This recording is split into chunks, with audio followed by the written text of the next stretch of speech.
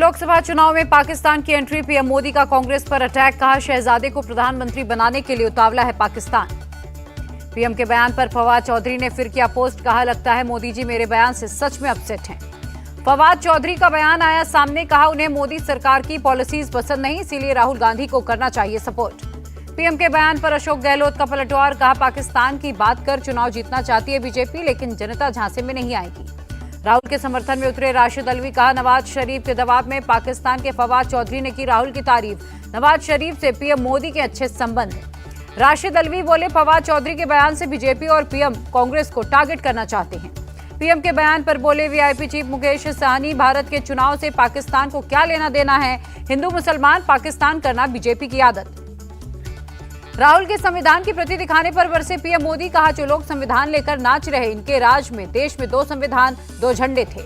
PM Modi ने कहा कांग्रेस ने देश में जहर फैलाया, पता नहीं चुनाव होने तक ये जहर कहां तक जाएगा। गुजरात के जूनागढ़ से पीएम मोदी की इंडिया अलायंस को 2 टूक, कहा देश में ना फिर से 370 ला पाओगे, ना सीएए हटा पाओगे। कांग्रेस अध्यक्ष मल्लिकार्जुन खड़गे ने पीएम मोदी को लिखा खत, इलेक्शन कैंपेनिंग में बार बार झूठ बोलने का आरोप लगाया। अमेठी से राहुल और रायबरेली से प्रियंका गांधी नहीं लड़ेंगी चुनाव, सोर्सेज के हवाले से खबर। प्रियंका गांधी ने कहा कांग्रेस उम्मीदवारों के लिए करूंगी प्रचार। चुनाव के बीच लखनऊ में बीजेपी की बड़ी बैठक, अमित शाह और सीएम योगी शामिल हुए। कैसरगंज से ब्रजभूषण सिंह का कटा टिकट, बीजेपी ने बेटे करण भूषण को दिया टिकट। रायबरेली से दिनेश प्रताप सिंह को बनाया उम्मीदवार, रायबरेली से दिनेश प्रताप सिंह को बीजेपी ने एक बार फिर से भरोसा जताया। कैसरगंज से टिकट मिलने के बाद करण भूषण ने हनुमानगढ़ी मंदिर में की पूजा, बीजेपी का जताया आभार। बेटे करण को टिकट देने पर ब्रजभूषण ने पार्टी का जताया शुक्रिया, कहा नॉमिनेशन में बेटे के साथ जाऊंगा। टीएमसी नेता सगारिका घोष बोली ब्रजभूषण शरण के बेटे को टिकट देना शर्म की बात, बीजेपी प्रॉक्सी पॉलिटिक्स कर रही है। दिनेश प्रताप सिंह का दावा, रायबरेली में कमल खिलेगा, नकली गांधियों की विदाई तय है। यूपी के बदायूं में सपा कांग्रेस पर बरसे अमित शाह, का अखिलेश को अपने परिवार के अलावा कोई यादव नहीं दिखता। सपा के गढ़ मैनपुरी में सीएम योगी का रोड शो, बीजेपी उम्मीदवार जयवीर सिंह के लिए मांगे वोट। सीएम योगी ने कहा मैनपुरी भी परिवर्तन की राह पर इंडिया अलायंस समाज बांटने का काम कर रहा।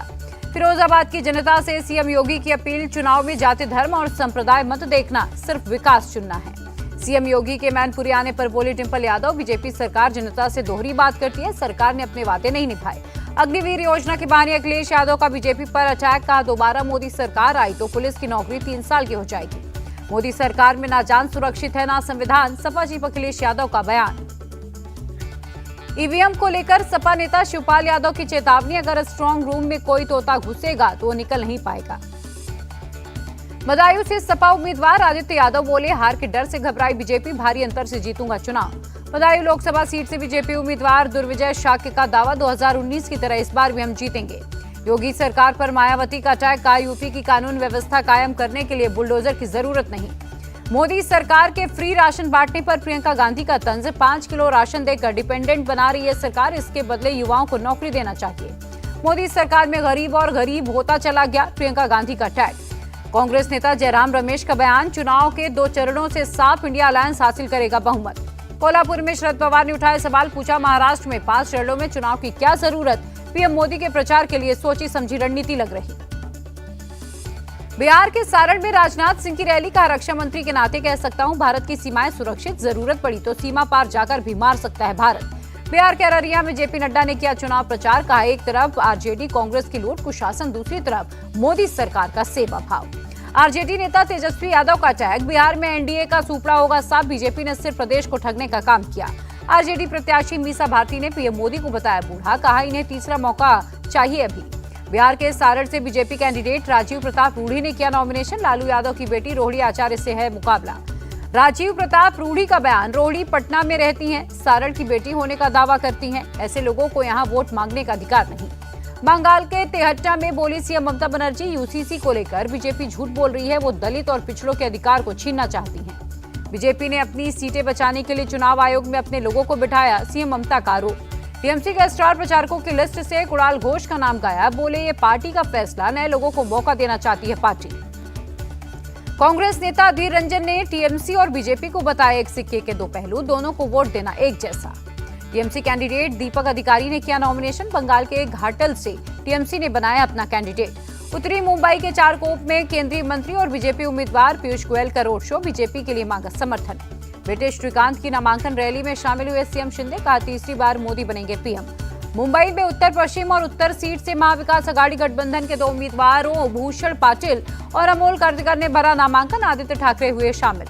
आदित्य ठाकरे ने एमवीए की जीत का किया दावा, गद्दारों को महाराष्ट्र की जनता देगी जवाब। राज ठाकरे से मिले बीजेपी नेता आशीष शेलार और उज्जवल निकम, लोकसभा चुनाव में प्रचार के लिए हुई बातचीत।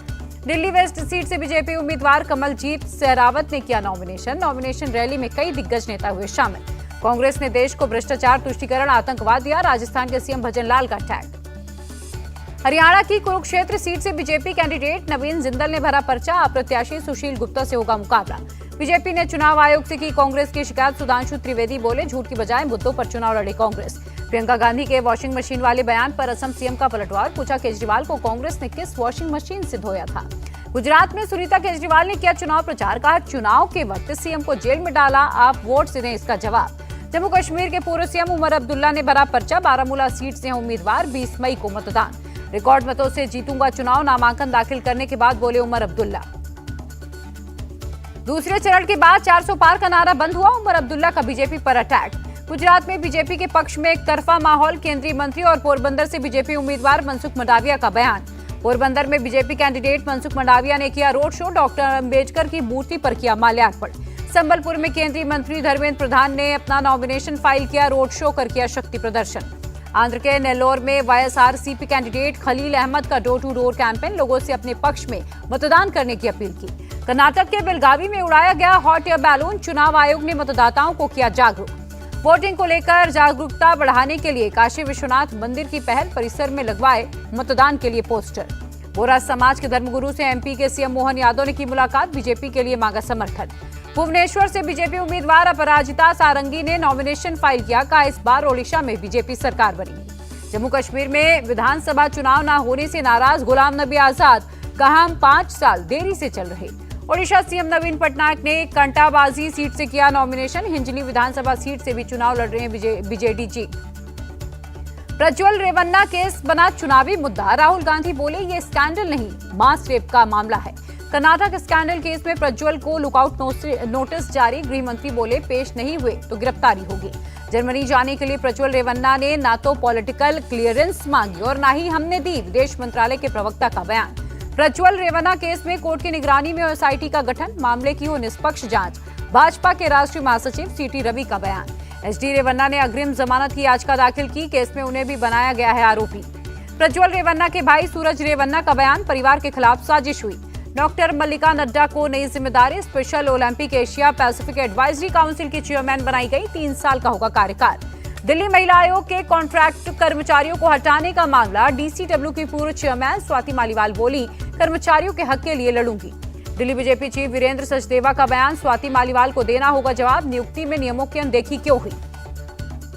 मैनपुरी से सपा कैंडिडेट डिंपल यादव की मांग, एंटी कोविड वैक्सीन से जिनकी भी मौत हुई, पीड़ित परिवार को सरकार मुआवजा दे। कोविशील्ड के साइड इफेक्ट्स की खबर पर बोले आप सांसद संजय सिंह, जब देश कोरोना से पीड़ित था बीजेपी भ्रष्टाचार में डूबी थी। दिल्ली की रॉज एवेन्यू कोर्ट ने के कविता की बेल पर टाला फैसला, अब 6 मई को आएगा फैसला।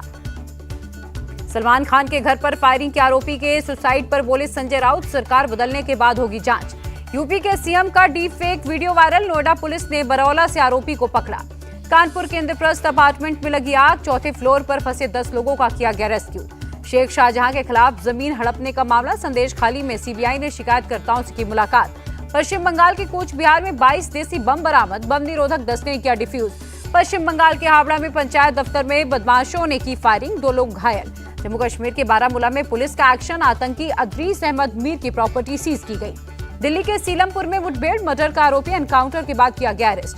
हरियाणा के अंबाला में शराब फैक्ट्री में भीषण आग, फायर फाइटर्स ने पाया आग पर काबू। यूपी के महाराजगंज में ईंट भट्टे की दीवार गिरने से 3 मजदूरों की मौत, 2 की हालत गंभीर। भारी बारिश के बाद असम के दिमा हसाओ में बाढ़ जैसे हालात बने, यातायात प्रभावित। 4 धाम यात्रा को लेकर रुद्रप्रयाग पुलिस की तैयारियां हुई तेज, 10 मई से शुरू हो रही है 4 धाम यात्रा।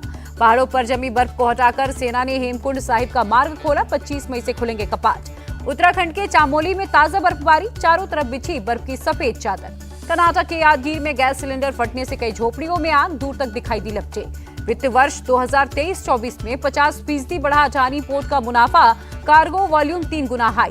डॉलर के मुकाबले रुपए में 3 पैसे की गिरावट दर्ज, $1 ₹83.40 पर रहा। मामूली बढ़त के साथ बंद हुआ शेयर बाजार, सेंसेक्स 128 अंक उछला। केएल राहुल के सिलेक्शन पर बोले चीफ सिलेक्टर अजीत आगरकर, हमें मिडिल ऑर्डर में बल्लेबाजों की जरूरत, केएल हैं टॉप ऑर्डर के बैट्समैन। टीम में 4 स्पिनर्स वाले सवाल पर बोले रोहित शर्मा, 4 स्पिनर्स टीम की जरूरत है।